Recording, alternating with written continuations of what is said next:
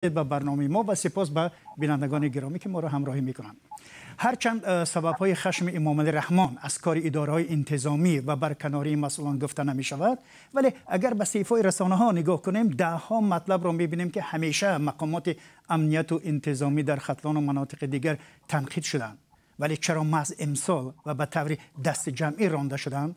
محترم عزت الله دادبایف، از شما شروع می‌کنیم. مرحمت، نظر شما چی است؟ السلام علیکم بینندگان رادیو آزادی، کارمندان رادیو آزادی، تماشابینان.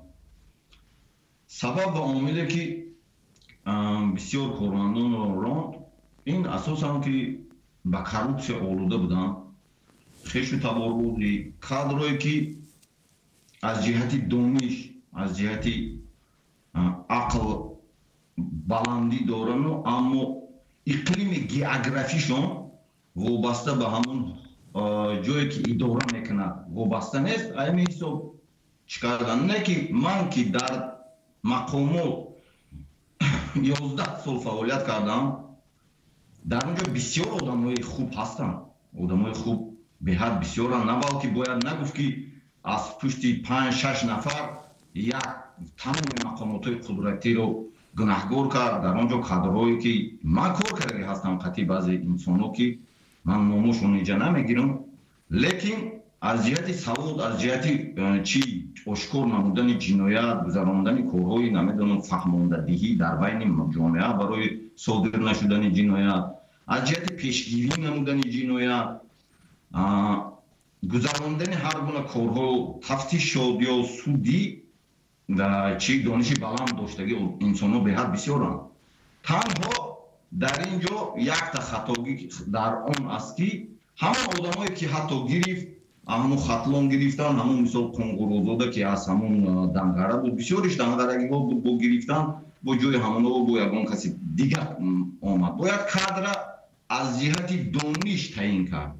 وقتی که دانشمندای تعیین میکنن، بسیار بچه های بسواد، راستی گفتم باید گفت، بسیار بچه های بسواده که در صف مقامات کار میکنن، اکثرشان همین یگان رو حجت می نویسن، همین های برآمداشان رو می نویسن، اچوتاشان رو می نویسن، یا آنها خیلی جاها در پنهان کردن که آنها را در جامعه بین مردم نشان دادن هم حتی نمیمونن، نمیگذارن که همون انسان ها خودشون رو کروچی نشان تیاد تالانتی که دارد، همون فهمیشه که در مقامات دارد نشان دادن، همین خیلی آدم را نمیمونن. اگر من میدونم که بسیار هستم خیلی انسان. تشکر. بله، و باز به شما برمیگردیم. محمد اقبال صدرالدین، شما به حرفای دادبایف چی نظر دارید؟ چی میگوید؟ شما نظرتون چی است؟ خب، نخست سلام علیکم و رحمت الله و برکاته خدمت شما اکای میرزانبی و مهمان گرامی برنامه‌تان. در قضیه وضعیت کادر و تغییر مهره ها در تاجیکستان، واقعا هم مسئله سیاست کادری و جاسازی کادرها خیلی یک مسئله پیچیده و یک مسئله است که باید همیشه ما تا امروز گفتیم و برنامه‌های مشخص و برنامه‌هایی که در این قضیه مربوط این تغییر مهره ها هست گفتیم. و تعیین کادرها واقعا هم از معیار مقرر کرده بعضی از ساحه‌هایی که در کشور، ساحه‌های گوناگون کشور است، شهادتی والا می‌دهد. چون که اگر نگاه کنیم یگان نمود خیلی سیاست کادری درست گرفته شدگی نیست. مثلا ببینید که از یک عائله چند نفر، رستم، آزاده، یعنی رخشان، خوب تمام نفران از نگاه دامادا، اشرف و همین خیل اگر نگاه کنیم حسن آریان بانک، همه سیستم اقتصادی اساسی و تا چند وقت پیش جمالدین نورعلیف معاون اولی وزیر، یعنی معاون اولی بانک ملی و این چنین افرادی که نزدیک به این عائله هستند. و محمد اقبال، شما میتوانید در مورد سیستم کارهای قدرتی تاجیکستان مثال بیارید؟